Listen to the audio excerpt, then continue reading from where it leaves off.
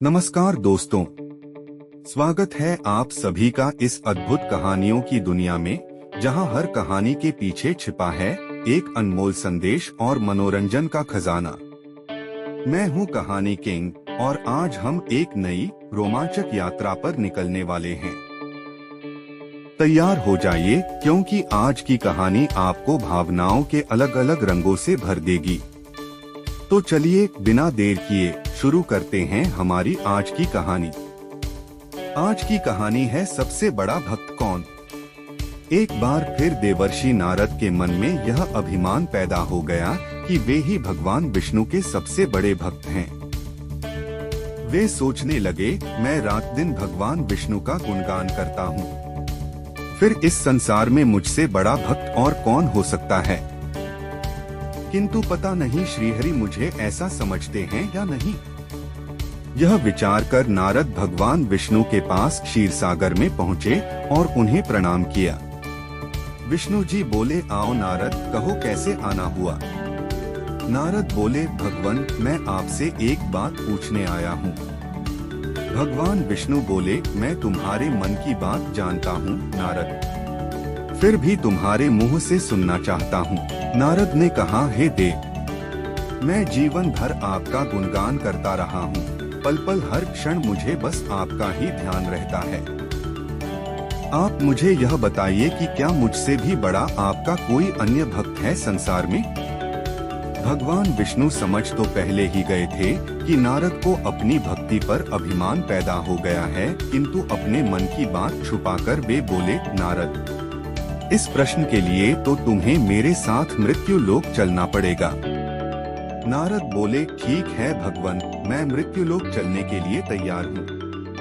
भगवान विष्णु नारद को लेकर मृत्यु लोक चल पड़े। धरती पर पहुंचकर दोनों ने किसान का भेष धारण किया और एक गांव के किनारे बनी एक झोपड़ी की ओर चल पड़े। विष्णु बोले, नारद, मेरा एक बहुत बड़ा भक्त यहाँ इस कुटिया में रहता है।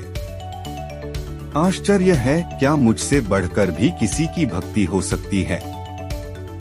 नारद के मुख से निकला, क्या वह भी मेरी तरह आपका ध्यान लगाए रहता है।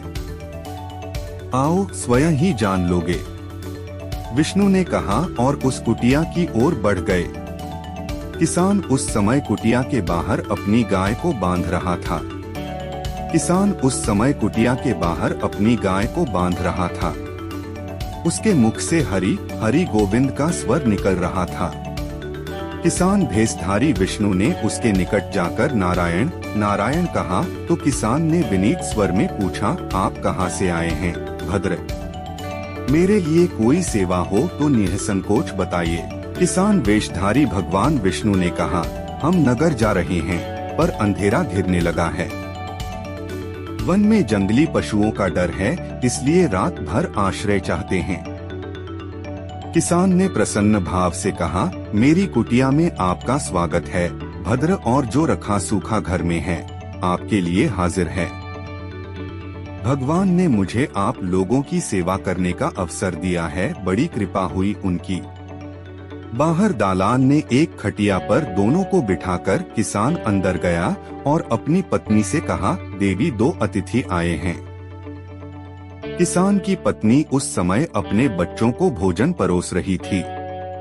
धीरे से आटे का बर्तन दिखती हुई बोली, घर में इतना सा ही आटा है और ये बच्चे और भोजन मांग रहे हैं। किसान बोला, कोई बात नहीं, हम अतिथियों को भरपेट भोजन कराएंगे।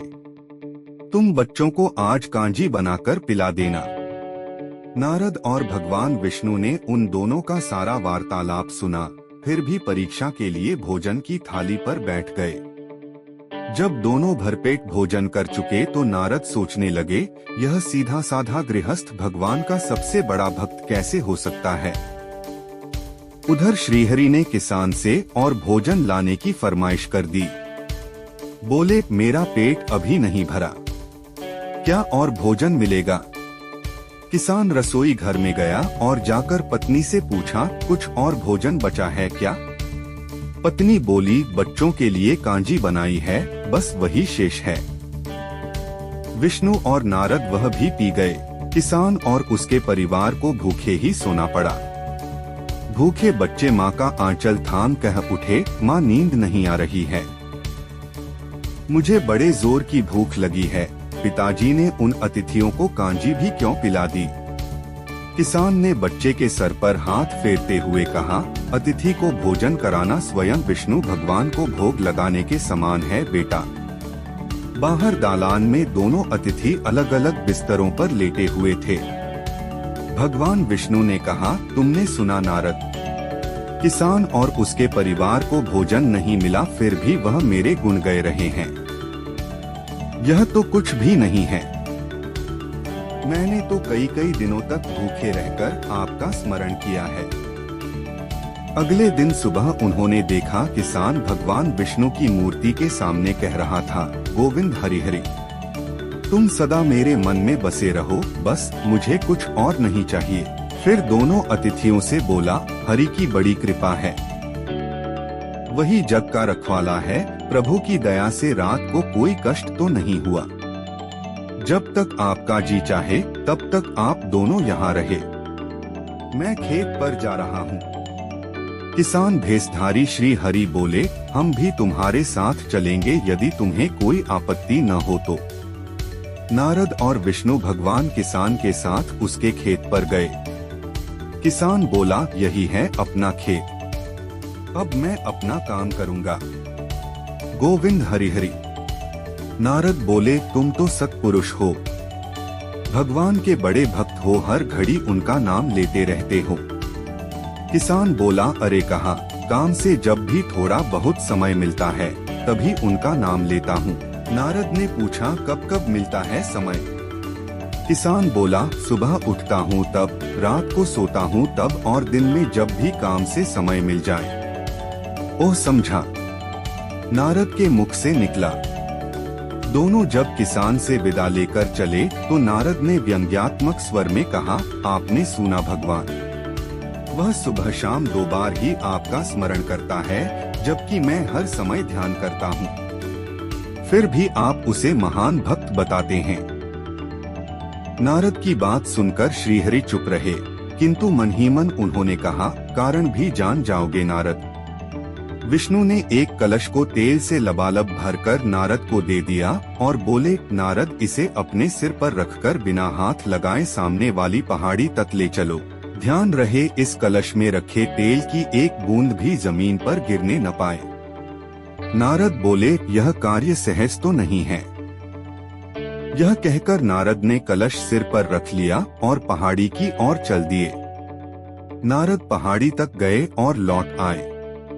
विष्णु बोले, लौट आए नारद, ठीक है, अब यह बताओ कि इतनी दूर जाने और आने में तुमने कितनी बार मेरा स्मरण किया है? नारद बोले, एक बार भी नहीं भगवान। करता भी कैसे, मेरा सारा ध्यान तो तेल और कलश की तरफ लगा हुआ था। श्रीहरि बोले, तब तुम ही सोचो, वह किसान दिन भर कठिन परिश्रम करता है, फिर भी 2-4 बार मेरा स्मरण जरूर करता है, और तुम एक बार भी मेरा स्मरण नहीं कर पाए। विष्णु की बात सुनकर नारद के अंतर्चक्षु खुल गए। वह श्रीहरि के चरणों में गिरकर बोले, मान गया प्रभु, जो संसार के झंझटों में रहकर भी आपका स्मरण करते हैं, वे ही सबसे बड़े भक्त हैं। मिलता हूँ दोस्तों अपनी अगली कहानी के साथ, तब तक आप सबको के यानी कहानी किंग का प्यार भरा नमस्कार। कृपया लाइक, शेयर और सब्सक्राइब जरूर करें।